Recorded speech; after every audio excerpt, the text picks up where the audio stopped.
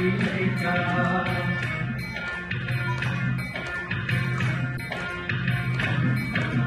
पुरुषार्थाचा ऐका त्याच्या गोष्टी आपले वैभव पुरुषार्थाचा ऐका त्याच्या गोष्टी आपले वैभव आदर्शाची त्याच्या शिकवण घडवून लौकिका कथा श्रीरामाची ऐका कथा श्रीरामाची ऐका कथा श्रीरामाची ऐका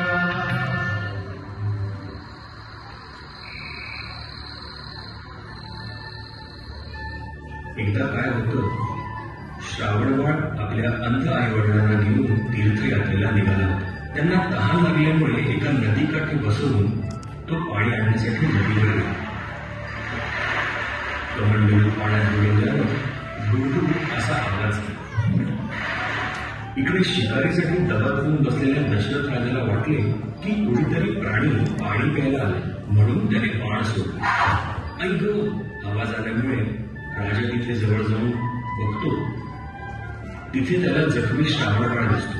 जखमी श्रावण आपल्या आईवडिलांना पाणी देण्याची विनंती करतो. राजा आईवडिलांजवळ येतो. हा आपला श्रावणबाळ नाही हे कळताच दुःखी होऊन पाणी न घेता ते राजाला शाप देतात. तुलाही पुत्रवियोग होईल असा शाप देऊन प्राण सोडतात. शाप ऐकून खचून गेलेला राजा घरी परतो.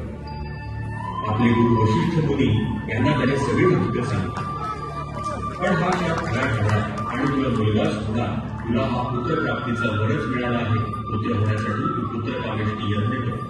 राजा यज्ञ करतो आणि त्याला पुत्ररथाचा लाभ. विश्वामित्राबरोबर जात असताना वाटेत त्यांना एक जीर्ण कुटीर दिसते. सारखीला थांबून विश्वामित्र दोघांना घेऊन खाली उतरतात आणि ही गौतम ऋषींची कुटीर असल्याचं सांगतात. इंद्राच्या भक्ताला बळी पडलेल्या व पती गौतम ऋषींनी दिलेल्या शापामुळे पाषाणात रूपांतर झालेल्या अहिल्याची कथा सांगतात. तिथेच बाजूला एका पाषाणातून राम राम हा ध्वनी येत असतो. श्रीराम जय राम जय जय राम. श्रीराम जय राम जय जय राम.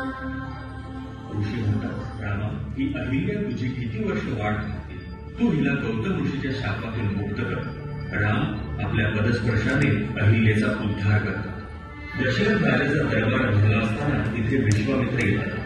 आपली अडचण राजाला सांगतात व ती दूर करण्यासाठी राजाकडे मदत मागतात. राम लक्ष्मणाला घेऊन वनात जायला लागतात.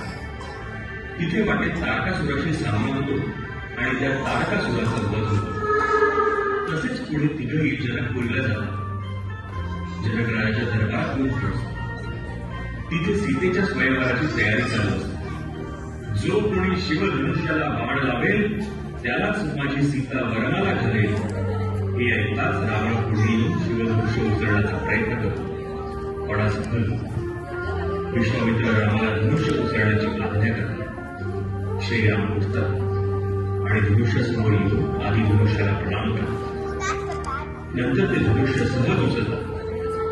धनुष्य उचलल्याबरोबर त्या धनुष्याचे मधून दोन तुकडे होतात.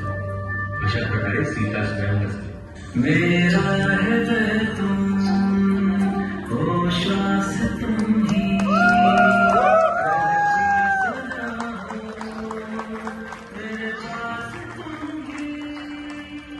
इकडे दशरथ राजाच्या दरबारात रामाच्या राज्याभिषेकाची तयारी चालू असते. रामाचा राज्याभिषेक होणार हे कळताच मंथरा कैकेयीला त्याच्या 2 वरांची आठवण करून देते. राजाला मुलात बोलण्याचा निरोप देतो. राजा येताच राणी कैकेयी आपले 2 वर मागतात. माझा मुलगा भरत गादीवर बसावा व राम वनवासात जावा. हे ऐकताच राजा दुःखी होतो. इकडे राम कैकेयीला भेटण्यास येतात.